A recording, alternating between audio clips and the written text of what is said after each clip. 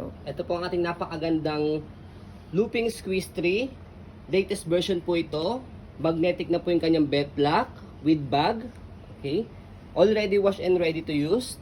Ayan. So wala pong itong faded, wala po itong discoloration. Okay. Ito po yung details po niya one by one. So neutral color po siya, as you can see, color gray. Ayan po yung kanyang canopy. Okay. Di-zipper siya dito sa side.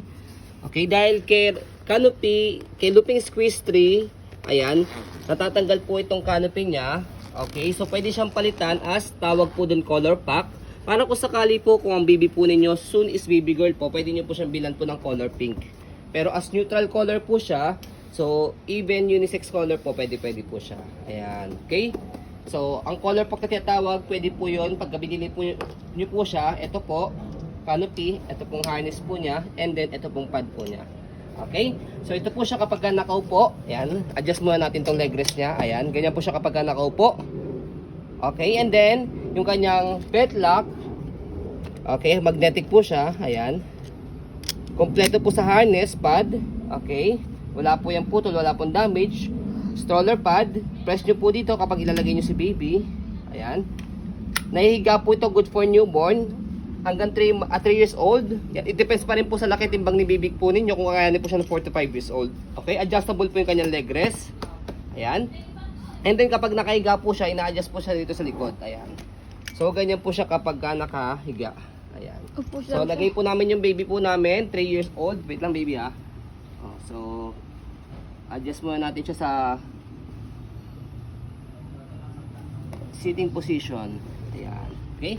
For example, itong baby namin, ayan, turning 3 years old sa December. As you can see, ayan.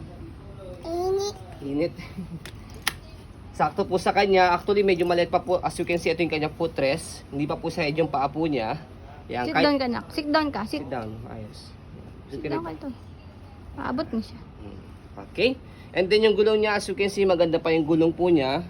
Ayan, hindi siya pudpod. And then hindi siya overused. Okay. Ayan. Kasi kapag overuse po siya, ito pong kulay puti na ito, sobrang sa ito, naninilaw po siya. Pero siya hindi. Okay. And then yung body frame po niya is black na black.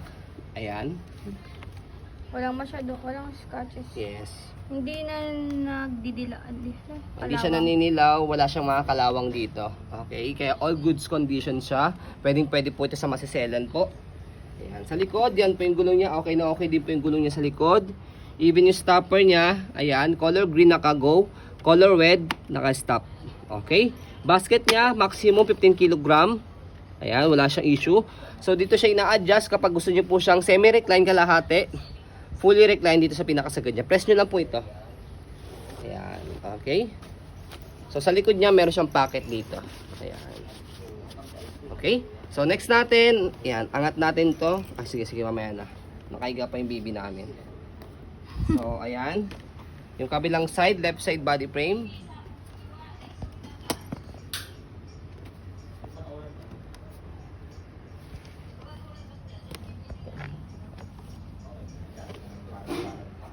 So, sa harapan, ayan, yung kanyang handle. Ayan. Ano yun? Sisilaw siya sa araw. Ayan, sige. Upo natin. Sige, wait lang. Sa handle niya, walang issue. Okay. So, upo natin. Ayan. And then, stroll natin saglit para makita po ninyo na wala po siyang issue kapag ginamit. Ayan. Nakasagay na yung pinaka-baby namin. Ayan. Ayan. Okay. Say hi. So, compact stroller po ito. Cabin approved. Ang weight po niya is 6.7 kg. Lightweight po. 6.7, 6.9 kg po siya. Ayan. Ang kinagandahan pa po ito kay looping squeeze 3 is luggage type folding po siya, kahit hindi na po siya i-hand carry. Yan, pwede po siya itulak lang as luggage po. Ayan. So, thank you baby. Fold muna natin. Saan na?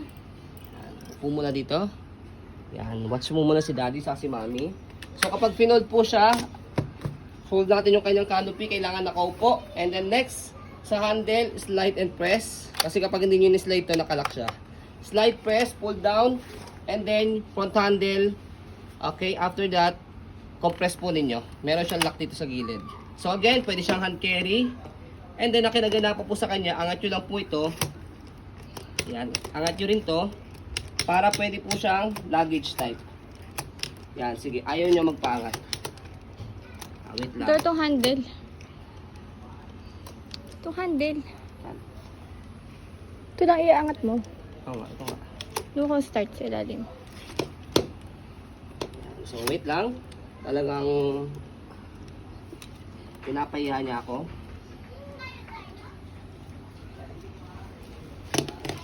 Yun. Okay. So, ayan. Pwede siya rito sa kabilang side dahil meron tong gulong dito na maliit. Ayan. Pwede na naman siya dito sa kabila. Hindi siya Okay. mahirap iangat, di ba? Mali lang yung ano mo eh. Ayan. Isa Hindi pa. siya mahirap, kumbaga, ayan. May position lang talaga siya. Okay, smooth Una naman muna. siya. Una muna Okay. yung ano. So, as you can see, ganyan po siya, luggage type folding. Kahit hawak niyo si baby, meron kayong luggage na dala or bag, kayang-kaya niyo po siyang buhatin. Meron kayong backpack, hawak niyo si baby. Okay, kahit single traveler po kayo, hawak niyo po yung stroller, kayang-kaya po ito. Okay? So, next natin, ayan, sa pag-open po sa kanya, napakadali lang din. Tanggalin yung lock sa gilid, buka. Yan. So, ganun lang siya kadali kapag i-open saka i-fold. Okay? So, ito po, ang ating pong Bigas naman. bag naman. Ayan, already washed na rin po ito and ready to use. Ayan.